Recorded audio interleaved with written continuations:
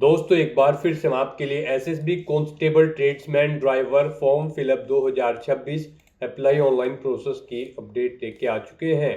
किस तरह से आप एसएसबी कांस्टेबल ट्रेड्समैन और ड्राइवर के 827 खाली पदों के लिए अपने फॉर्म अप्लाई कर सकते हो, स्टेप बाय स्टेप कंप्लीट जानकारी आपको इस वीडियो में दी जाएगी। लास्ट डेट की न्यू अपडेट है, आप जल्द से जल्द अपना फॉर्म अप्लाई कर ले, कुछ ही दिन शेष रह गए हैं। 20 अप्रैल 2026 लास्ट डेट है ऑनलाइन आवेदन करने की, तो आप फॉर्म को जल्द से जल्द फिल कर लें। फॉर्म अप्लाई करते समय अगर आपके सामने कोई भी टेक्निकल प्रॉब्लम आ रही है तो उसका हल भी आपको इस वीडियो में मिल जाएगा। आवेदन करते समय आपको कोई भी ऐसी गलती या फिर मिस्टेक नहीं करनी होगी जिसको करने से आपका एप्लीकेशन फॉर्म भी रिजेक्ट हो सकता है। फॉर्म अप्लाई करते समय आप किस प्रकार से अपनी पर्सनल इंफॉर्मेशन फिल करोगे, कैसे आपको क्वालिफिकेशन की डिटेल फिल करनी होगी, डॉक्यूमेंट सिग्नेचर फोटोग्राफ कैसे और कितने केबी में आप अपलोड करोगे, किस तरह से आपको अपना फीस पेमेंट करना होगा, रजिस्ट्रेशन से लेकर प्रिंट तक आप कैसे अपना फॉर्म अप्लाई करोगे, कंप्लीट जानकारी के लिए आपको ये वीडियो शुरू से लेकर एंड तक कंप्लीटली वॉच आउट करना अनिवार्य है। इसको पूरा देखने से ही आपके सभी सवाल और डाउट क्लियर होंगे। तो चलिए दोस्तों, बिना कोई वक्त गंवाए शुरू करते हैं SSB constable tradesman driver form fill up की पूरी जानकारी। फॉर्म भरने से पहले आपको सबसे पहले हमारी वेबसाइट IND सरकारी नौकरी के इस पेज पर विजिट करना होगा, जिसका लिंक आपको नीचे description plus first comment box में मिल जाएगा। और हमारे इस पेज पर विजिट करके आप यहां से एसएसबी कांस्टेबल ट्रेड्समैन ड्राइवर का फॉर्म अप्लाई कर सकते हो। सशस्त्र सीमा बल की ओर से कांस्टेबल ट्रेड्समैन ड्राइवर की पोस्ट निकाली गई है, 827 वैकेंसीज है। पोस्ट वाइज आपको वैकेंसीज की यहाँ पर कंप्लीट जानकारी दे दी गई है, आप यहाँ से चेकआउट कर ले। बात अगर लास्ट डेट की जाए तो ऑनलाइन आवेदन आप 20 अप्रैल तक कर सकते हो। 21,700 से 69,100 सैलरी है। 10वीं पास अप्लाई कर सकते हैं, प्लस यहाँ पर आपसे एक्सपीरियंस मांगा गया है और यहाँ पर सर्टिफिकेट भी मांगा गया है। 18 से 23, 25, 27 वर्ष अलग अलग पोस्ट के लिए आयु सीमा रहेगी। 100 रुपये एप्लीकेशन फीस है। SC/ST फीमेल को फीस जमा नहीं करनी होगी, ऑनलाइन मोड से आप फीस पेमेंट करोगे।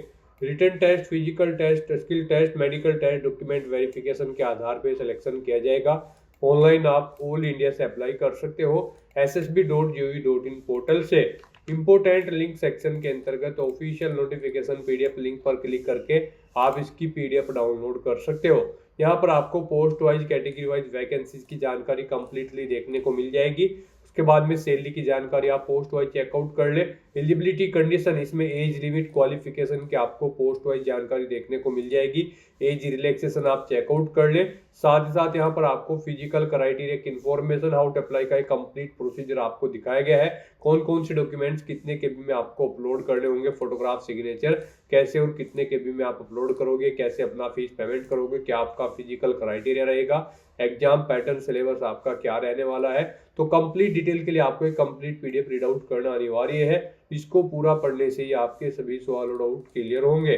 PDF रीड आउट करने के बाद में आपको अप्लाई ऑनलाइन के इस लिंक पर क्लिक करना होगा, तो आपके सामने ऑनलाइन आवेदन करने का ये ऑफिशियल पोर्टल ओपन हो जाएगा। गाइड यहाँ पर आप चेकआउट कर सकते हो। एसएसबी कांस्टेबल की पोस्ट पर अप्लाई करने के लिए स्टार्टिंग डेट 21/3/2026 है, लास्ट डेट 20/4/2026 है। यहाँ पर इस भर्ती में अप्लाई करने के लिए अब आपको अप्लाई की स्टेप पर क्लिक करना है। उसके बाद आपके सामने कुछ इस तरह से इंटरफेस ओपन होगा। यहाँ पर अगर आपने पहले से रजिस्ट्रेशन कर रखा है तो आपको अपनी रजिस्ट्रेशन ID एंटर करनी है, अपना पासवर्ड एंटर करना है, ये कैप्चा कोड आपको यहाँ पर एंटर करना है और उसके बाद लॉगिन की स्टेप पर क्लिक करते हुए आपको लॉगिन करके अपना फॉर्म अप्लाई कर लेना है। और अगर आप यहाँ पर इस भर्ती के लिए फर्स्ट टाइम अप्लाई करने जा रहे हो तो सबसे पहले यहाँ पर आपको अपना रजिस्ट्रेशन करना होगा। उसके लिए आपको यहाँ पर रजिस्टर की टैब दी गई है, आप इस पर क्लिक करें, आपके सामने रजिस्ट्रेशन का फॉर्म ओपन हो जाएगा। इसमें आपको अपनी पर्सनल डिटेल प्रोवाइड कराते हुए अपना रजिस्ट्रेशन करना है। सबसे पहले यहाँ पर आपको पोस्ट सेलेक्ट करनी है, आप जिस पोस्ट के लिए अप्लाई करना चाहते हैं कांस्टेबल की, आप अपने अकॉर्डिंग पोस्ट सेलेक्ट करेंगे। उसके बाद यहाँ पर आप अपना फर्स्ट नेम एंटर करें, मिडिल नेम, सरनेम आप यहाँ पर एंटर कर दें। मिडिल नेम सरनेम नहीं है तो आप इसे खाली छोड़ दें। फिर यहाँ पर आपको अपने फादर का नाम एंटर करना है, अपनी मदर का नाम एंटर करना है, अपनी डेट ऑफ बर्थ यहाँ पर आपको सिलेक्ट कर लेनी है इस कैलेंडर में से। उसके बाद गाइज आपको यहाँ पर अपना जेंडर सेलेक्ट करना है, आप अपना जेंडर सेलेक्ट करेंगे। फिर यहाँ पर आपको अपनी नेशनलिटी सेलेक्ट कर लेनी है। उसके बाद आपको अपना रिलीजन सेलेक्ट करना है। फिर यहाँ पर गाइज आपको अपना मैरिटल स्टेटस बताना है, आप मैरिड हो या फिर अनमैरिड हो। अपनी कैटेगरी यहाँ पर आपको सिलेक्ट कर लेनी है। यहाँ पर उसके बाद आपसे पूछा गया है कि क्या आप यहाँ पर इन कम्युनिटी से बिलोंग करते हैं, जैसे कि गढ़वाली, कुमाऊनी या फिर गोरखा या फिर डोगराज या फिर मराठाज। अगर करते हैं तो आप येस करेंगे और फिर अपनी कम्युनिटी यहाँ पर आप सिलेक्ट करेंगे। उसका सर्टिफिकेट नंबर देंगे, जो आपके पास उस कम्युनिटी का सर्टिफिकेट है उसका सर्टिफिकेट नंबर आपको देना होगा। किस डेट को वो इशू हुआ है वो डेट आपको सिलेक्ट करनी होगी।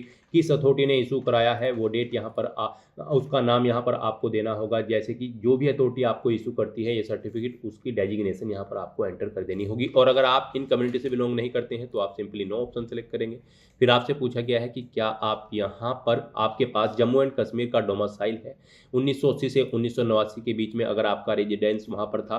अगर है तो आप यस करेंगे, उसकी डिटेल देंगे, जैसे कि यहाँ पर डोमिसाइल सर्टिफिकेट नंबर कब इशू हुआ है वो डेट आपको देनी है, इशूइंग अथॉरिटी का नाम देना है। नहीं है तो आप नो ऑप्शन सेलेक्ट करेंगे। आप यहाँ पर 1984 के दंगा पीड़ित है या फिर 2002 गुजरात के दंगा पीड़ित हैं तो आप यस करेंगे और फिर सर्टिफिकेट नंबर, उसकी इशू डेट और अथॉरिटी का नाम देंगे। नहीं है तो आप नो ऑप्शन सेलेक्ट कर लेंगे। आप ये एक सर्विसमैन है तो यस ऑप्शन सेलेक्ट करेंगे। डेट ऑफ इनरोलमेंट यहाँ पर देंगे, डेट ऑफ रिटायरमेंट देंगे, मेडिकल कैटेगरी आप अपनी सेलेक्ट करेंगे, रीजन देंगे अगर आप जॉब छोड़ चुके हैं या फिर डिस्चार्ज किए गए हैं। फिर आप अपनी यहाँ पर एजुकेशनल क्वालिफिकेशन सेलेक्ट करेंगे, आप सिविल में जॉब करते थे या फिर मिलिट्री में, आप अपने अकॉर्डिंग यहाँ पर ऑप्शन सेलेक्ट करते हुए डिटेल देंगे।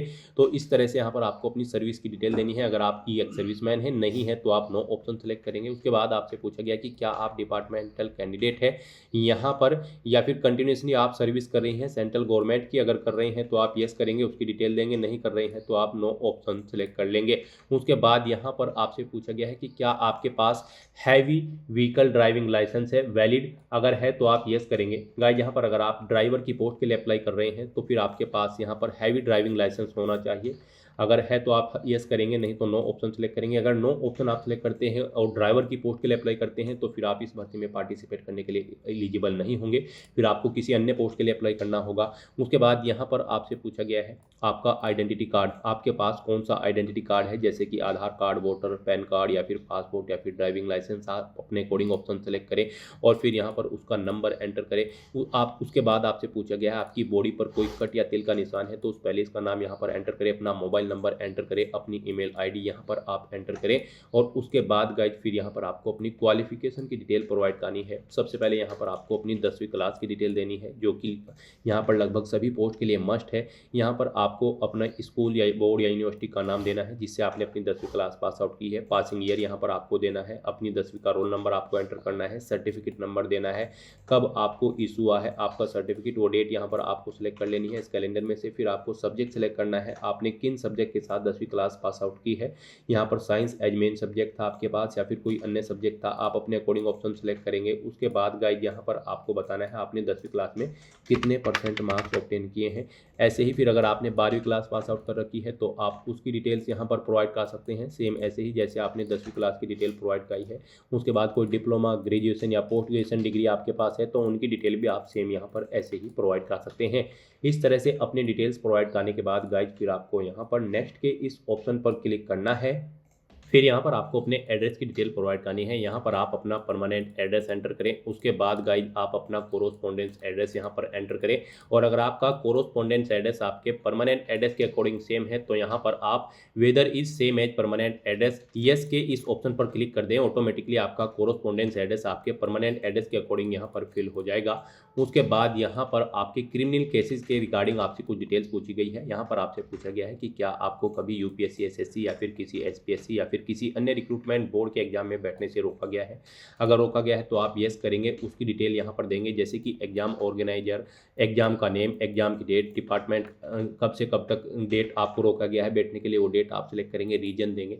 नहीं रोका गया है तो आप नो ऑप्शन सेलेक्ट करेंगे। फिर आपसे पूछा गया कि क्या आपके ऊपर कोई एफआईआर या फिर क्रिमिनल केस है, अगर है तो आप यस करेंगे और उसकी डिटेल देंगे, नहीं तो नो ऑप्शन आप सिलेक्ट कर लेंगे। फिर आपसे पूछा गया कि क्या आपके खिलाफ कोई क्रिमिनल कंप्लेंट की गई है। फिर आपसे पूछा गया कि क्या आपके खिलाफ कोई क्रिमिनल कंप्लेंट की गई है या फिर आपके पास कोई एफआईआर है, आपके ऊपर कोई एफआईआर पेंडिंग है कोर्ट में।